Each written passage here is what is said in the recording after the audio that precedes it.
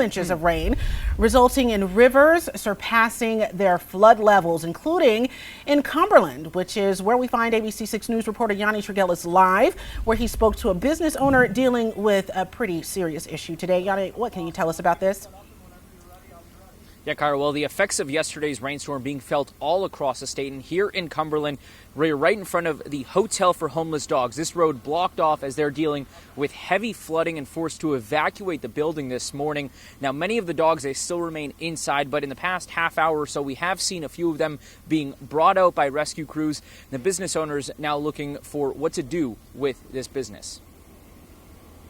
The rescue effort for the dogs stuck inside the Hotel for Homeless Dogs now underway. The first dog being brought out by kayak just before noon today. 20 dogs remain inside the Hotel for Homeless Dogs in Cumberland. The Blackstone River swelling because of Monday's heavy rain, leaving roads completely washed out. We checked the river before we left last night, and it was going pretty good, but we had assumed with the rain slowing down that we had kind of made it, past that point. Susan Joseph and her team now left searching for ways to care for the dogs inside, as animal shelters across the state are filled up and not able to take any of them in. Throughout the day, staff seen kayaking in and out of the flooded roadway to take care of the dogs. They're in the building, they're getting everybody fed and watered and making sure that the water kind of is staying at bay. Rising river levels also impacting other spots around Rhode Island. In Cranston, the Patuxent River's overflow making streets look like a river itself. The parking lot of roads underwater this morning as the river closed in on levels of almost 15 feet, well past the usual 9-foot flood stage.